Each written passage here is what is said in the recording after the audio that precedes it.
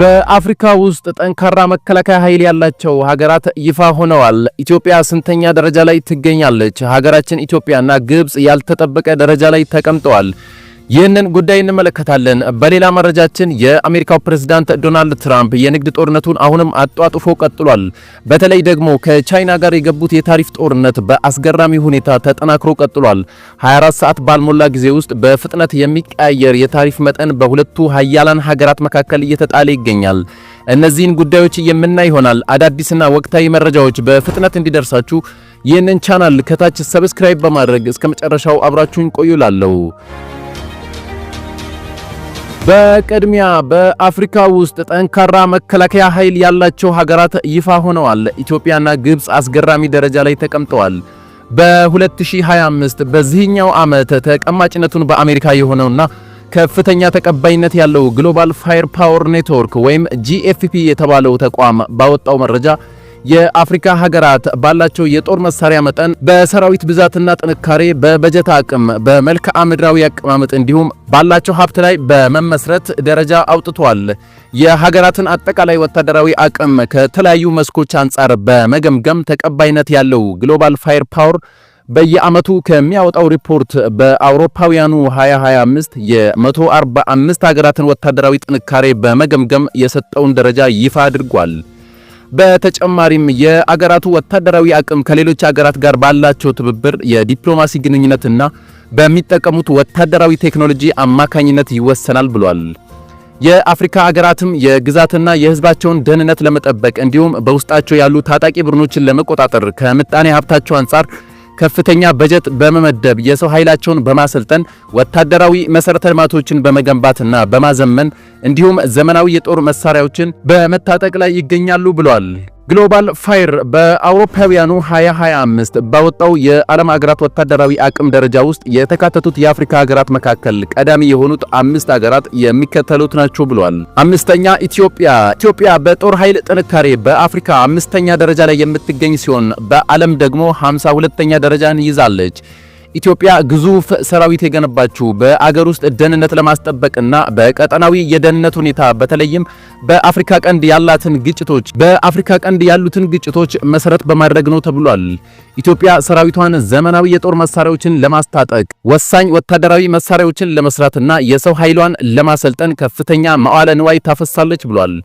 ኢትዮጵያ ከተለያዩ አገራት ጋር ባላት ወታደራዊ ትብብር አማካኝነትም የሰራዊቷን አቅም በማጠናከር ላይ የምትገኝ ሲሆን በአፍሪካ ቀንድ አካባቢ በወታደራዊ አቅሟ ቀዳሚ ናት ተብሏል። የኢትዮጵያ ጦር በዋናነት በአገር ውስጥ የሚንቀሳቀሱ ታጣቂ ቡድኖችን ለመቆጣጠር የሚሰማራ ሲሆን አገሪቱ በሌሎች አገራት የሰላም ማስከበር ተልእኮዎች ውስጥም ሰራዊቷን በመላክ ዋነኛዋ አገር ናት ተብላለች። ኢትዮጵያ የምድር ጦር፣ የአየር ኃይልና የባህር ኃይል ያላት ሲሆን ከ160 ሺህ በላይ መደበኛ ሰራዊትም አላት ተብሏል።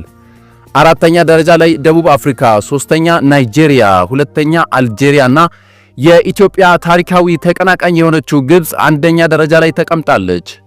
ከመካከለኛው ምስራቅ ጋር በመዋሰን በሰሜን አፍሪካ የምትገኘው ግብጽ በወታደራዊ ኃይል ከአፍሪካ ቀዳሚዋ አገር ስትሆን ከዓለም ደግሞ በ19ኛ ደረጃ ላይ ትገኛለች ተብሏል። እንደ GFP መረጃ ግብጽ ወታደራዊ ኃይሏን ለማጠናከር ከአሜሪካ የምታገኘውን ከ1.5 ቢሊዮን ዶላር ዓመታዊ ወታደራዊ ድጋፍን ጨምሮ ከሌሎች አገራትም ከፍተኛ መጠን ያለው ወታደራዊ እርዳታን ታገኛለች ተብሏል። የግብጽ ሰራዊት ግጭት በማይለየው በመካከለኛው ምስራቅ አካባቢ የምትገኘውን የአገሪቱን ደህንነት ከመጠበቅ ባሻገር በአገር ውስጥም ታጣቂዎችን ለመቆጣጠር ይሰማራል ብሏል። ግብጽ የምድር ጦር፣ የአየር ኃይልና የባህር ኃይል ያላት ሲሆን በአጠቃላይ 440 ሺህ መደበኛ ሰራዊት እንዳላትም ተዘግቧል። በሌላ መረጃችን የአሜሪካው ፕሬዝዳንት ዶናልድ ትራምፕ የንግድ ጦርነቱን አሁንም አጧጥፎ ቀጥሏል። በተለይ ደግሞ ከቻይና ጋር የገቡት የታሪፍ ጦርነት በአስገራሚ ሁኔታ ተጠናክሮ ቀጥሏል። 24 ሰዓት ባልሞላ ጊዜ ውስጥ በፍጥነት የሚቀያየር የታሪፍ መጠን በሁለቱ ሀያላን ሀገራት መካከል እየተጣለ ይገኛል። ከዚህ ቀደም የአሜሪካው ፕሬዝዳንት ዶናልድ ትራምፕ በቻይና ላይ የጣሉትን የታሪፍ ጭማሪን ተከትሎ ቻይና በአጸፋው ከአሜሪካ በሚገቡ ምርቶች ላይ የ84 በመቶ ታሪፍ መጣሏን ይፋ ማድረጓ ይታወሳል። ቻይና እዚህ ውሳኔ ላይ የደረሰችው ትራምፕ በቻይና ላይ የጣሉትን ታሪፍ ወደ 145 በመቶ ከፍ ካደረጉ በኋላ ሲሆን አሁን ደግሞ ቻይናም የመጣ ይምጣ ማንንም አንፈራም ለጦርነቱ ዝግጁ ነን በማለት ከአሜሪካ በሚገቡ ሸቀጦች ላይ የጣለችውን ቀረጥ ወደ 125 በመቶ አሳድጋለች። የዶናልድ ትራምፕ ታሪፍ ጭማሪ የአሜሪካ የአክሲዮን ገበያን እንዲዋዥቅ ምክንያት ሆኗል ተብሏል። አሜሪካና ቻይና አንዳቸው በሌላኛው ላይ የሚጥሉትን ታሪፍ ከፍ በማድረግ እርስ በርስ የታሪፍ ፉክክር ውስጥ መግባታቸው አስጊ መሆኑን የምጣኔ ሀብት ባለሙያዎች ተናግረዋል ተብሏል።